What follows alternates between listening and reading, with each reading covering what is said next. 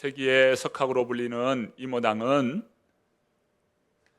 목사님의 아들로 태어났습니다. 그가 20대 초반에는 신학을 공부하면서 목사가 되기로 합니다. 그런데 그는 하나님을 떠납니다.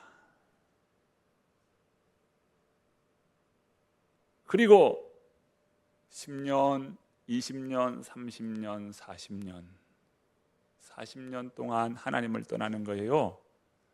그러다가 40년 후에 하나님께 돌아왔습니다.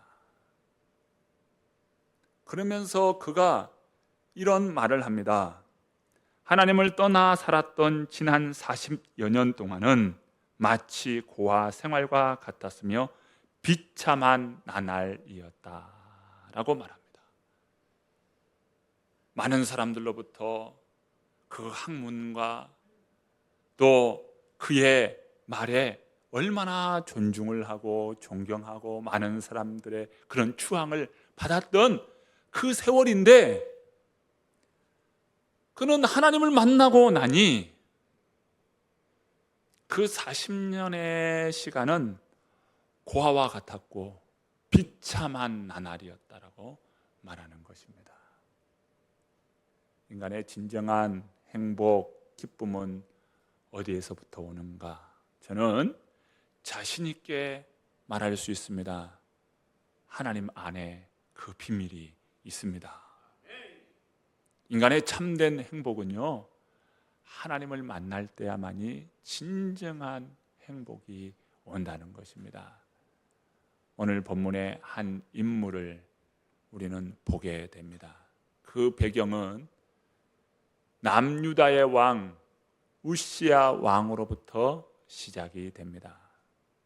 우시야는 16살 때 왕위에 올라서 52년간 남유다를 통치합니다. 그는 매우 선정을 베풀었고 백성들로부터 칭찬을 받으면서 하나님이 그 나라를 부국강변 이루도록 태평성대의 나라를 세우게 됩니다.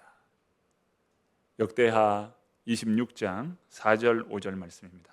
우시야가 그의 아버지 아마샤의 모든 행위대로 여호와 보시기에 정직하게 행하며 하나님의 묵시를 밝히 하는 스가랴가 사는 날에 하나님을 찾았고 그가 여호와를 찾을 동안에는 하나님이 형통하게 하셨더라.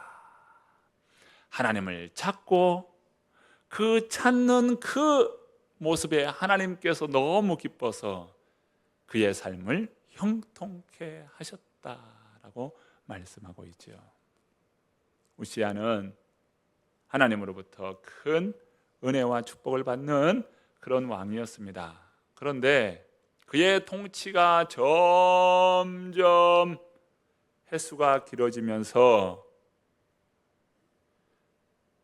나라는 보다 더 부국한 나라가 되고 태평성대의 나라가 되어가는데 그 마음이 점점 교만해지고 있다는 거예요. 급기야는 제사장만이 드리는 그 제사를 자신이 월권하여 그 제사를 집례하는 일까지 일어납니다. 당시 제사장이 아사랴 제사장인데 대제사장인데 제사장 80명을 이끌고 우시야와 함께 성전을 찾았습니다. 그때 분향단에서 분향을 올려드리는데 갑자기 우시야가 그 분향을 자신이 하겠다고 나서는 겁니다. 그때 여러 제사장이 이야기하는 것이죠. 왕이시여, 여호와께 분향하는 일은 제사장만이 할 수 있습니다. 왕이 하시는 것은 큰 범죄 행위입니다. 부디 멈추어 주십시오. 멈췄을까요? 멈추지 않았습니다. 오히려 그렇게 가로막는 제사장들을 향하여서 그 성전에서 제사 드리다 말고 버럭 화를 냈습니다. 그때 우시아의 그 이마에 문둥병이 생깁니다. 이마에 문둥병이 생기는 거요. 그렇게 되자 제사장들이 나서서 우시아 그 왕을 성전에서 쫓아버립니다. 그리고서는 문둥병이 그러한 것처럼 그는 별궁에 거하면서 출입을 하지 못하는 격리 생활을 했는데 그 세월이 무려 8년입니다. 8년 동안 그는 격리 생활을 합니다. 나라가 이렇게 크게 부흥하는 그런 나라였지만 갑자기 이런 일이 일어나고 나니 나라가 어떻게 돼요?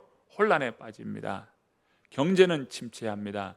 주변 국가들은 난동을 부립니다. 그러면서 온갖 혼란이 국가에 가득 찹니다. 그러면서 오늘 본문이 시작이 되는 겁니다. 자, 본문 1절 우리 함께 읽어보실까요? 읽어봅니다. 우시아 왕이 죽던 해에 내가 본즉 주께서 높이 들린 보좌에 앉으셨는데 그의 옷자락은 성전에 가득하였고. 우시아가 죽던 해에 이사야가 성전을 찾았습니다. 그런데 그 성전에서 놀라운 은혜와 기적을 경험합니다. 오늘 우리 성도님들이 왜 교회를 사랑하시는가? 왜 교회를 그토록 사랑하시며 교회라고 하는 그 말에 여러분 가슴이 뛰고 교회를 사랑하게 됩니까? 이유는 교회는 그리스도의 몸이기 때문입니다. 성경은 말씀합니다. 교회는 그리스도의 몸이라고요. 우리가 교회를 생각할 때 주님의 몸이다. 우리 성도님들은 그리스도의 몸을 이루는 각 지체들이다. 그래서 우리가 성도를 사랑하고 교회를 사랑합니다. 왜요? 주님의 몸이니까요.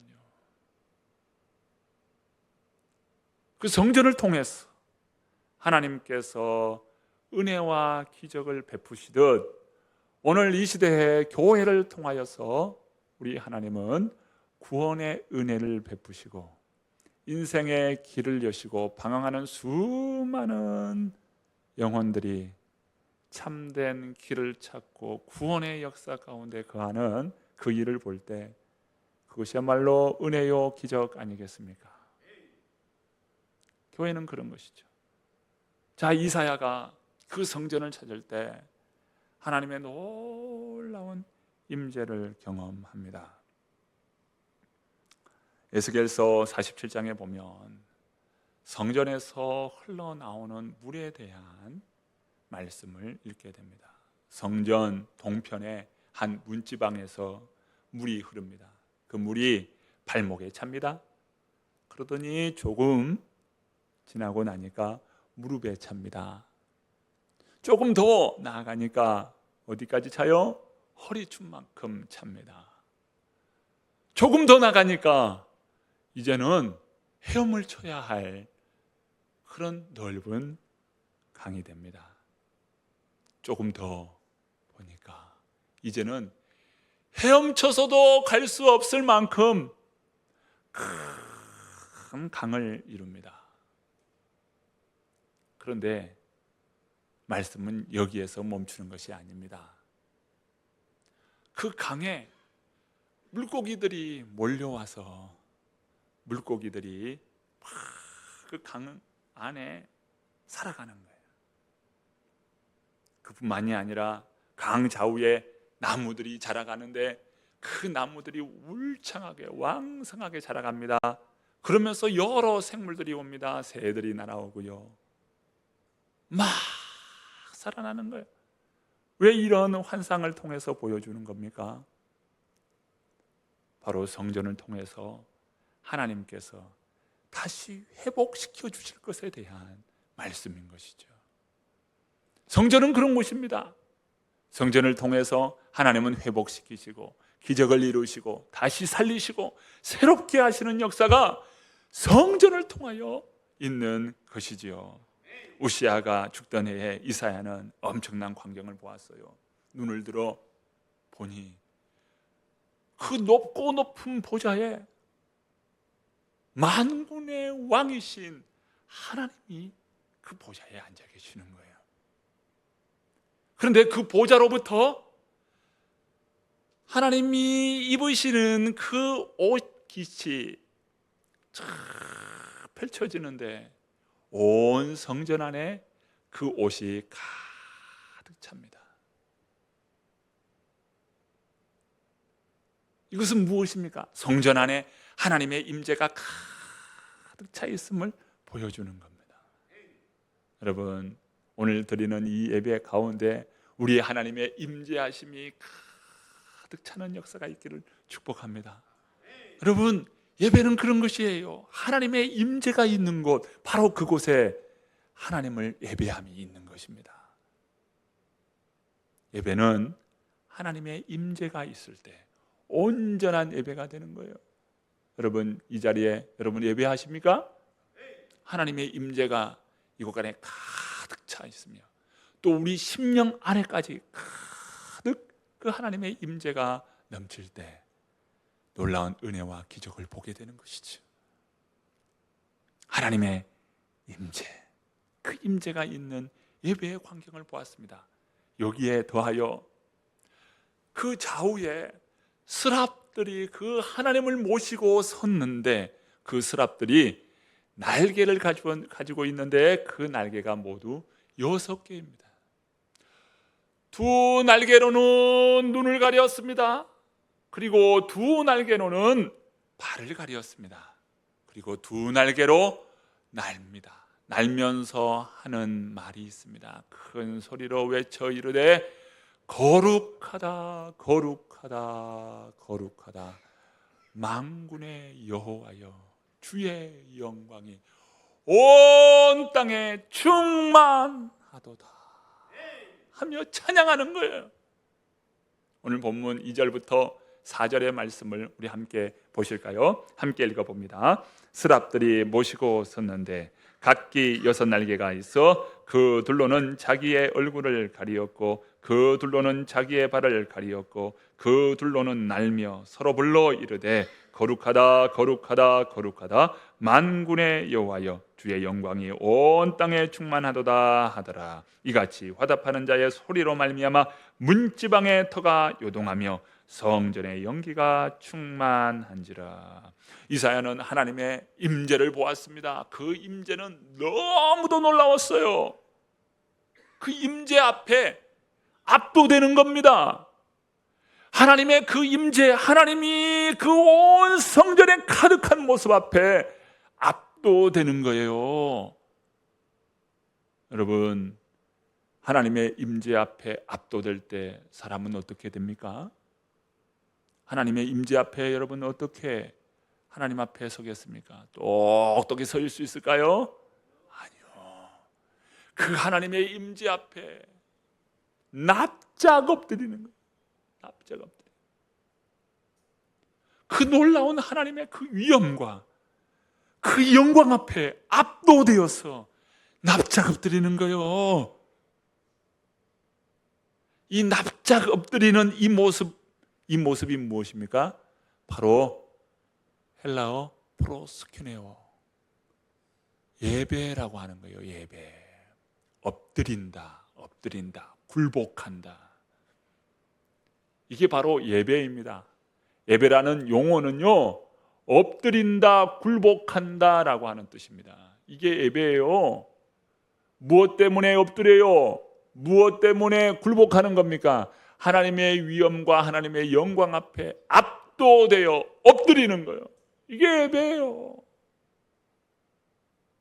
오늘 우리의 예배는 어떤 모습이어야 할까요? 바로 이사야가 그 하나님의 임재 앞에 납작 엎드리는 모습, 그것이 예배자의 모습이라는 거예요.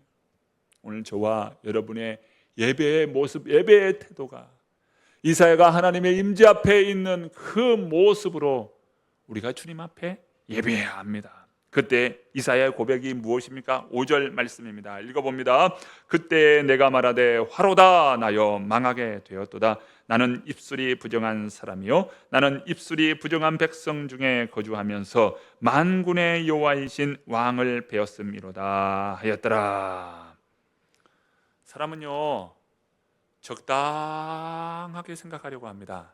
적당하게 예배하고 적당하게 하나님을 믿고 신앙생활에도 적당하게 신앙생활을 하고 하나님을 섬기는 것도 적당하게 하려고 해요. 여러분 적당하게 하려고 하는 것 여러분 그거 아십니까? 그것이 교만이라고요. 하나님을 진정으로 만났고 하나님을 예배한다는 그 마음이 적당하게 하고 있다. 여러분 그것이 교만이에요. 다른 것이 교만이 아니고. 에이, 나이 들어가지고 뭘 그렇게 열심히 합니까? 젊을 때야 열심히 하지만 나이 들어서 하나님 앞에 여러분 나이 들었다고 하나님이 그렇게 인정해 줍니까? 하나님 앞에 나이 들었다고 이야기할 거요? 에이, 내 형편이 이런데 뭐 적당히 하지 뭐. 여러분 하나님이 그런 하나님이십니까? 적당하게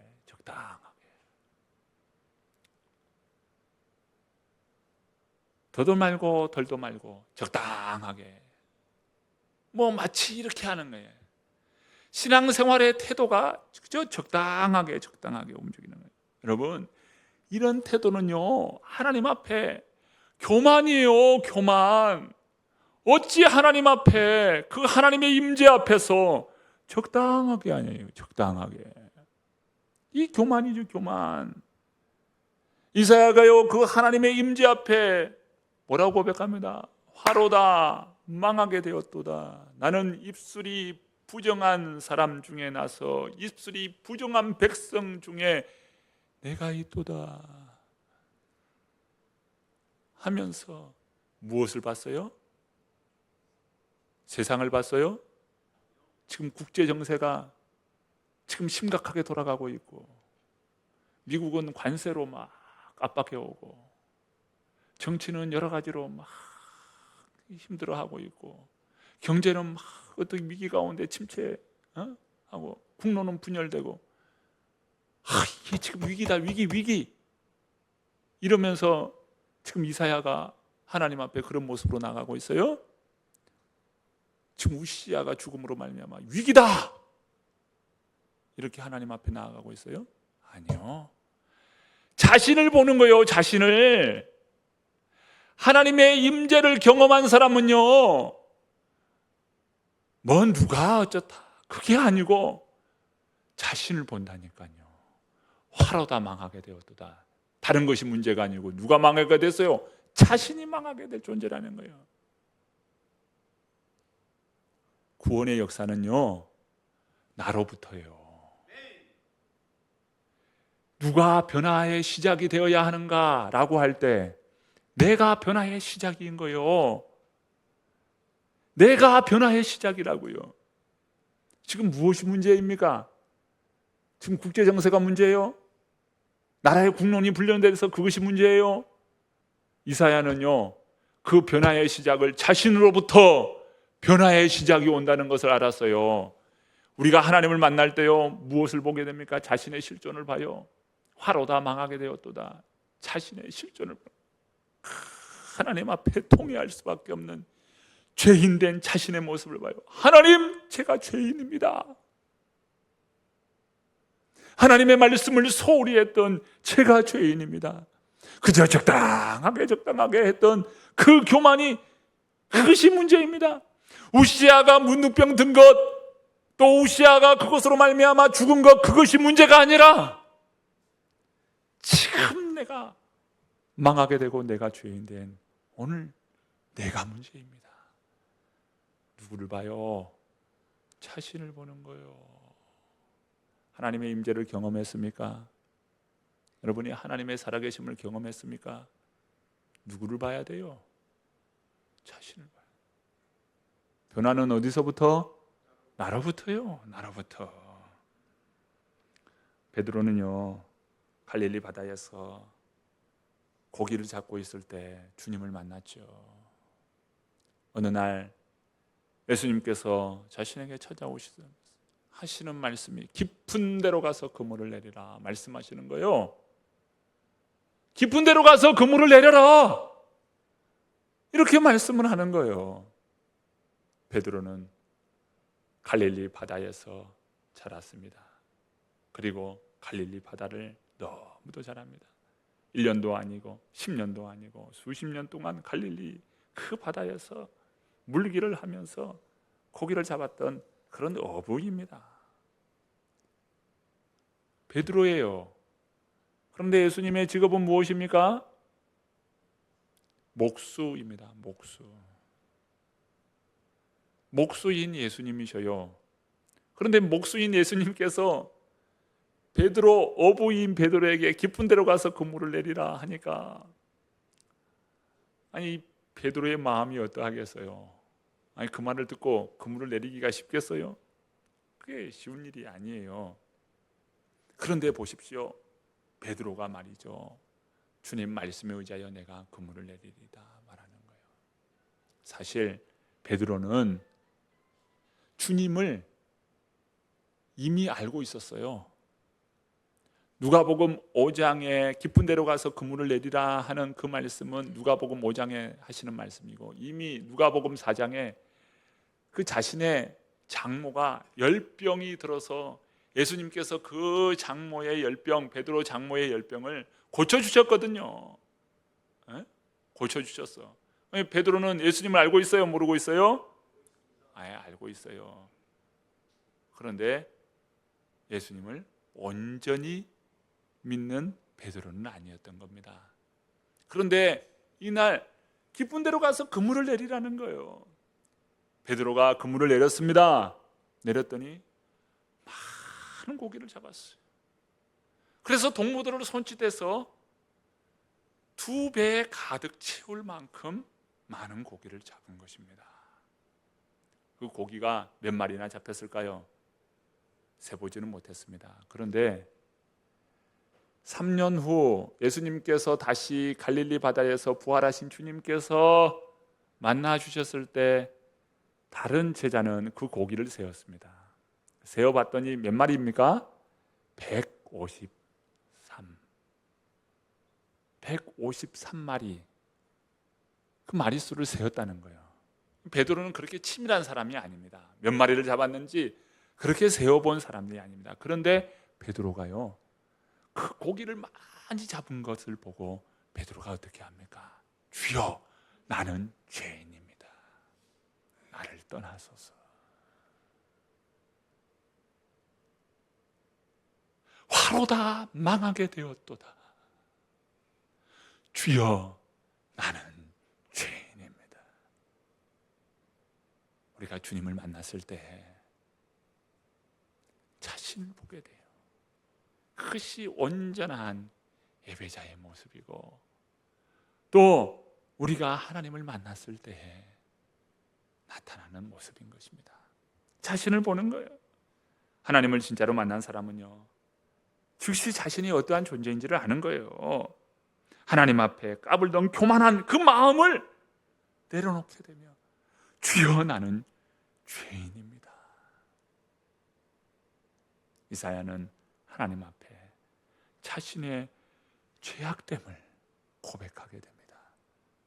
그때 한 스랍이 그에게 다가옵니다. 자, 본문 6절, 7절 말씀인데요, 같이 읽어봅니다.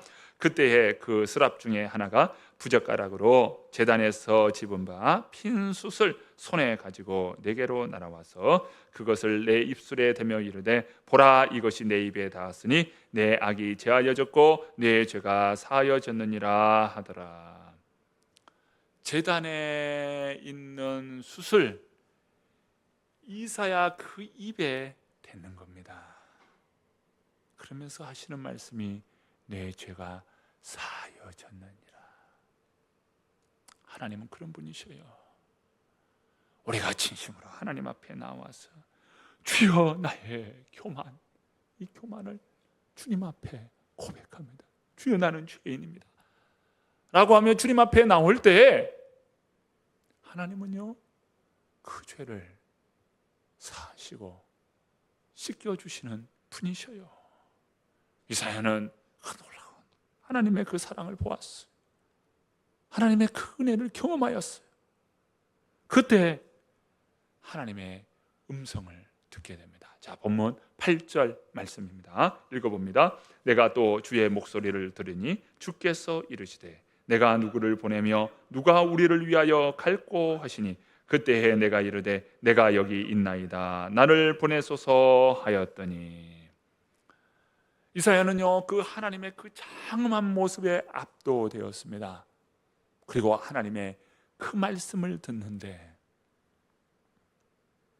그 말씀이 그 심령 안에 훅 들어오는 거예요. 주님의 말씀이 무엇입니까? 내가 누구를 보면며 누가 우리를 위하여 갈고 하시는 주님의 그 애끓는 마음이 있잖아요. 그 애끓는 마음이 이사야 마음에 훅 들어오는 거예요. 여러분은 무엇을 보면 또 무엇을 생각하면 애끓는 마음이 있습니까? 그것을 생각하면 마음 안에 기쁨이 있고 마음 안에 애끓는 마음이 있어요. 어떤 사람은요 어린 아이를 보면 애끓는 마음이 생깁니다. 어린 아이를 보면 저 아이에게 하나님의 말씀을 가르쳐야 하는데 아이를 보면 막 애끓는 마음이 있어요. 학생을 보면 애끓는 마음이 생깁니다. 학원가에 가면 그 학원가에 그 학생들을 보면 막 애끓는 마음이 생기는 사람들이 있어요. 어떤 사람은 교도소에 가면 애끓는 마음이 생깁니다. 어떤 이는 병든 사람을 보면 애끓는 마음이 생겨요. 가난한 사람을 보면 애끓는 마음이 생깁니다. 막 국률의 마음이 마음에서 막 일어나요. 어떤 사람은 슬퍼하고 있는 사람들을 보면 그렇게 마음에서 애끓는 마음이 들어요. 그 하나님이 애끓게 하시는 그 마음, 우리의 마음을 막 애끓게 하셔요. 애끓는 마음이 있어요. 때로는 가족 중에 누구를 생각하면 그 마음에서 애끓는 마음이 막 나옵니다. 그 애끓는 마음이 왜 나올까요? 왜 있을까요? 그게 하나님의 그 마음이에요. 하나님께서 주시는 마음이요 그 영혼을 바라보시는 하나님의 마음이에요. 그 영혼을 바라볼 때 막 내 마음이 찢어지듯 아파. 저 영혼을 바라보니 주님께서 주시는 그 은혜가 저에게 필요한데 라고 하는 그의 끓는 마음이 있어요. 그 마음이 무엇입니까? 바로 하나님의 부르심이에요. 바로 거기에 사명이 있습니다. 하나님의 그 애타는 마음, 그 마음에 하나님의 부르심이 있고요, 그 애타는 마음이 오늘 우리 안에 들어올 때 바로 사명이 주어지는 겁니다. 이사야는 하나님의 그 마음을 알았어요. 그 마음을 보게 되었어요. 그리고 그 마음을 품게 되었어요. 그러면서 그가 뭐라고 고백합니까? 내가 여기 있나이다. 나를 보내소서. 여러분에게는 하나님의 부르심이 있습니까? 애끓는 하나님의 마음이 있습니까? 그 애끓는 마음을 붙들고 하나님, 나를 보내소서. 내가 여기 있나이다. 오늘 우리 모두 함께 주님 앞에 나아가십시다. 제가 양미자 집사님을 다 얼굴을 조금 전에 뵀는데요, 그 아들이 있는데 그 아들을 위해서 그렇게 기도하셔요. 그런데 그 마음에 끓는 마음이 있어. 자식이기 때문에 끓는 마음도 있지만 구원의 은혜를 경험하고 나니까 가장 생각나는 사람, 그 사람이 아들인 거예요. 그래서 그 아들을 생각할 때마다 이끌는 마음이 생기는 거예요. 여러분, 거기에 바로 주님의 마음이 있는 겁니다. 어떤 이는요, 그 가난한 자를 보면은 그냥 못 지나가요. 주님의 이끌는 마음이 있는 거예요.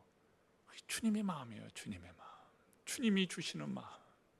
여러분, 거기에 바로 나의 사명이 있음을 알고 오늘 우리들이 사명 잘 감당하고 복음을 감당하는 귀한 하나님의 사람들 다 되시기를 간절히 축원합니다.